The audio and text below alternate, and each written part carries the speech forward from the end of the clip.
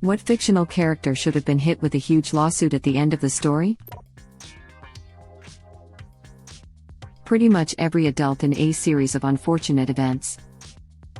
Given that the in-universe legal system of ASO allows a man to marry his adopted 13-year-old daughter, coerced by a threat to her baby sister's life, under the guise of a fraudulent play, presided over by a judge unaware she is acting in an official capacity, and absolute none of this legally invalidates that marriage, and the only thing that saved Violet was a loophole that a signature doesn't count if written with one's non-dominant hand, I don't have high hopes for the Baudelaire in civil court. I get the feeling that world is split between very stupid people and very smart people, but even the smart people can act very stupid. They become complacent because of their intelligence. The majority of people are stupid and complacent. Many of the heroic adults are intelligent, well-read, scientific, etc., but they're complacent and trusting. Olaf is pretty stupid, but he's far from complacent, constantly scheming and manipulating. And the Baudelaire are both intelligent and non-complacent. It's just no one takes them seriously. What about Montgomery? But Mr. Poe should rot. F Mr. Poe. All my homies hate Mr. Poe. Montgomery was a sweet cinnamon roll and the only one sane enough to care for the kids. Yeah, even with the most dangerous viper in the world that turned out to be a cute, loving thick noodle. He's the only character I liked in the movie other than the kids. Never read the books. The books get so much creepier as the series goes on. At least, from what I remember. I'm going for the low-hanging malpractice suit that is House. In one episode, DNR, Season 1 Episode 9, Cuddy tells him, "When I hired you I also set aside $50,000 a year for legal expenses. So far you've come in under budget." He technically got one and went to jail. He also faked his own death. There's a whole lot he could be convicted for, to be honest. House's entire medical staff could also probably be thrown in jail for constantly breaking into people's homes. John Hammond from Jurassic Park. His legal team would spare no expense. From memory, there's a deleted scene from The Lost World, Jurassic Park, where that happens. It's a boardroom discussion about payouts to the families of the workers who died and to the British family that accidentally stumbled upon Isla Sorna. Because of it, the board agrees to sack Hammond and make Ludlow head of Ingen with immediate effect. Ludlow then comes up with a plan to get their money back by opening up the park in San Diego using dinosaurs from Isla Sorna. Come to think of it, removing that scene kind of removes an crapload of context from the rest of the film.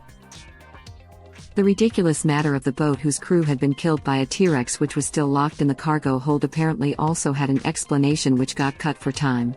The crew weren't killed by the T-Rex, but by raptors which subsequently jumped overboard. But stories need to make sense in their own right, and not rely on supplementary materials. In the book it's established loud and clear he was in the wrong with his questionable business practices and corner cutting. Hammond is a much bigger craphead in the novel. In the movie he's a nice old idealistic grandpa. In the novel he's basically all that's wrong and evil with capitalism. Ingen is essentially pushing out defective, mostly sick alpha versions of dinosaurs without any knowledge about how the animals even work in nature. The velociraptors are depicted as psychopaths because Ingen is neglecting to study the psychosocial behavior of the animals they are creating. Almost done with the book right now, and you aren't kidding. He literally goes on multiple rants about how science for the sake of money is the only real reason to do anything and openly mocks researchers. Says curing cancer was stupid because it was not able to be patented. The Power Rangers, they're a paramilitary group and are, almost, never officially sanctioned to operate by the relevant municipalities. They cause massive amounts of destruction from their fights and by not warning anyone about the enemies they battle.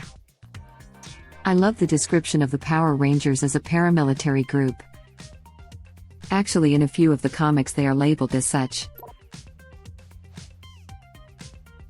The Hulk. Good luck with that. Why you have to pay us $350 million in damages or what? Or we shall ask again.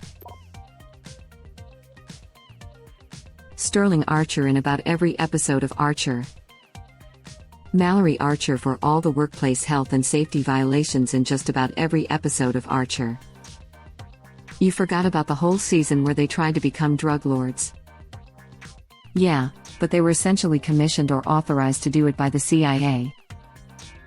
Krieger for everything.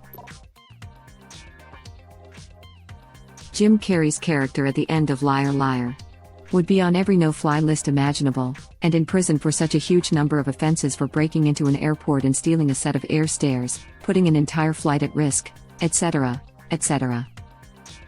One of those Ask a Real Lawyer things actually went into detail about how his behavior during the Coles divorce hearing would have gotten him disbarred before he even had a chance to call his client to the stand. The Umbrella Corporation. I'm sure litigation is real high on the priority list in a zombie apocalypse. The gang from It's Always Sunny in Philadelphia should be bankrupt from lawsuits and or in jail by now from all the stuff they've done. The Christmas episode where Charlie attacks Santa in the mall would have landed him some serious jail time. He probably would have chosen to represent himself in court too and got a few more years tacked onto his sentence. Due to their aerial locomotion, Santa's flying reindeer, and therefore Santa, fall under bird law. It would be well within Charlie's capabilities to defend himself within that legal framework. I always felt bad for some of the other characters that fell into ruin because of them. Remember when Frank attempts to find a new crew to run with and completely legally destroyed that new crew's bar with lawsuits? First episode to come to mind was when Mac and Charlie beat the crap out of those kids. Those kids deserved it. If we want to talk about ruining lives, how could we possibly forget cricket? I love the theory that cricket is basically their painting of Dorian Gray, so as they do stupid horrible crap instead of getting hurt or in jail, cricket gets a little bit more effed up. Dewey from School of Rock. Yay, I'm not sure how he avoided any kind of charge. Even after the Kick Butt Rock show, there must have been one parent who was like, I'm still calling the cops. He'd have been mega effed if the kids performed badly. Imagine if the performance was crap. Not only does your band of children suck, but they likely have to repeat 6 months several weeks of expensive education their parents paid for. Insult, meat injury. Edit, there's no way that was 6 months, more like several weeks. Isn't it funny in retrospect how this battle of the bands was in the middle of the day on a work-cool day, and yet the venue was packed? Maybe, but if the stereotypes are true, people that rock don't live by the man's rules. The entire Psych crew along with the Santa Barbara PD. You know that's right. Barry Benson. I was about to say bro, imagine suing a bee, but then I realized it's the same bee who sued a corporation. The effer who ran the Truman Show. The fact that the government never put a stop to the show/experiment and very few people even batted an eye about it, makes me wonder about the state of their government, like was it some sort of dictatorship or something? Yeah, the moment Truman turns 18 he's being held against his will. As we see, his own fear of water kept him from leaving. That's true. They also purposely traumatize him enormously. Psychological torture. Funny that movie was on TV and I just watched it again. Truman would have been able to sue for hundreds of millions. Then the money and fame would get to him. I think Truman would have had a mental breakdown after leaving. He would have been one of the most famous people ever. He wouldn't understand the hounding, everyone using him, wanting him to do business with them. Probably would have started using drugs, overdosed a few years later. Everyone knowing every single intimate detail about you. Trying to come to terms it was all fake. He would be extremely paranoid his entire life and have a complete existential crisis leading to either suicide or drug abuse leading to death. He'd spend the rest of his life convinced he was constantly being watched. Chris from Total Drama. Edit, a list of crimes he committed. Multiple attempted murders. Manslaughter. Physical and psychological abuse. Endangerment. Torture. Grievous bodily harm. Pollution. Animal cruelty. Fraud. Terrorism. snuff filming, property damages, enslavement, poaching, sabotage, arson, attempted destruction, corruption. I'm pretty sure he went to prison at one point, though not necessarily for putting every contestant's life in danger, if I remember correctly. Wasn't it for dumping toxic waste? It's still running, but I can only imagine all the labor laws Mr. Krabs has broken. You really think Nick will ever end SpongeBob? Not as long as it makes money. I love money. Money, money, money. Isn't there an episode where Mr. Krabs, SpongeBob, and Patrick break into a house to steal panties? Mr. Krabs' mom's panties, to be exact. Willy Wonka, I mean. Isn't it obvious? Edit, a lot of people are saying they signed a contract. So here is the article I found at the top of Google that agrees with me. Edit 2, here is the legal eagle a lot of people are talking about in replies. YouTube link. Web link. Original poster replies. Haha. He's the inspiration for my question actually. Ferris Bueller. Everything that goes on with the car, hijacking a parade float, or trespassing throughout the neighborhood. Man, the 80s we a different time. Michael Scott. A lot of the office employees too. Dwight and Jim had some instant fired moments. I mean, you had near prostitution that benefited the company that they blatantly ignored and threatened the reporting HR rep with termination over. Michael was involved in numerous auto accidents, including the injuring of a pedestrian. And I'm surprised they weren't sued for the massive fraud related to the website. Sure, Ryan was arrested, but he was allowed to work there and or was directly hired back at various times. Every character in Grey's Anatomy. Lols. I remember how in the 6th ever episode, their boss walked into Meredith and a friend illegally performing an autopsy on a patient despite not having permission to do so, and were informed they could permanently lose their licenses. And they were allowed to continue. Vernon Dursley from Harry Potter. Child abuse, both verbally and possibly physically. Jack and the Beanstalk. Jack repeatedly tricked his way into a house to steal stuff, when asked about it lied, and committed murder and damage to the environment. And I bet giant beanstalk are endangered plants. Barney from How I Met Your Mother would 100% have more sexual assault allegations than Harvey Weinstein and Bill Cosby combined. I subscribe to the theory that Ted, as the narrator of the story, exaggerates Barney's womanizing to make himself look better in comparison. Probably still jealous about him and Robin. Because of its wanton destruction, that hungry caterpillar. I don't know. I don't think his destruction extends to small claims court, let alone becomes worth a lawsuit.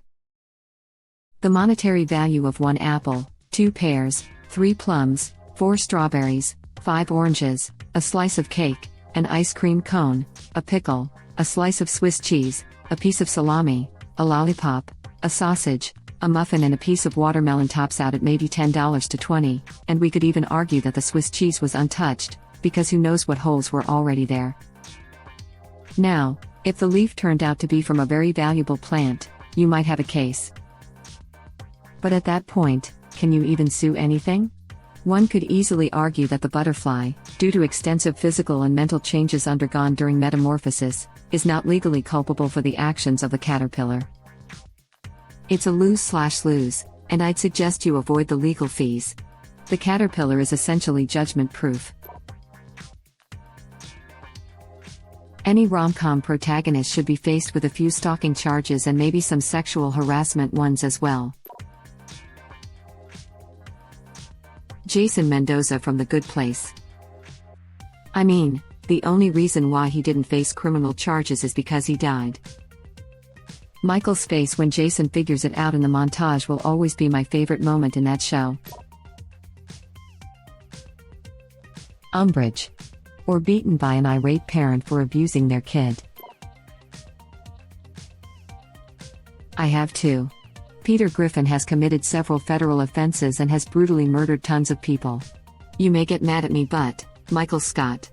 He has done a lot of things that are considered illegal, hitting Meredith with his car, held a pizza boy hostage, and several counts of what might be considered harassment. If Peter was convicted in a court of law, he would get either death row or a life sentence. Indiana Jones. He did quite a few illegal things, like grave robbing, stealing artifacts, and helping a Chinese mafia. Tony Stark would have had to go on a very long hiatus from being Iron Man in 2015 due to being swamped with thousands of lawsuits and various criminal charges after his negligence resulted in the birth of an AI that orchestrated the destruction of a Wakandan South African city and the annihilation of an entire country, and the entire Earth had it succeeded. Captain America, Civil Suit. Subtitle: Infinite Lawyers. Turning action movies into class action movies. MI6 from the Bond franchise would have to have a financial reconciliation on whether or not saving the world was worth the billions of dollars of destruction across the globe, totally depleting the Crown's treasury. Azula is literally a war criminal. Every single superhero ever. The amount of property damage is insane. Though I did like the nod to this in Jupiter's Legacy, where the Utopian tells Paragon you're paying for that in regard to the building that he damaged.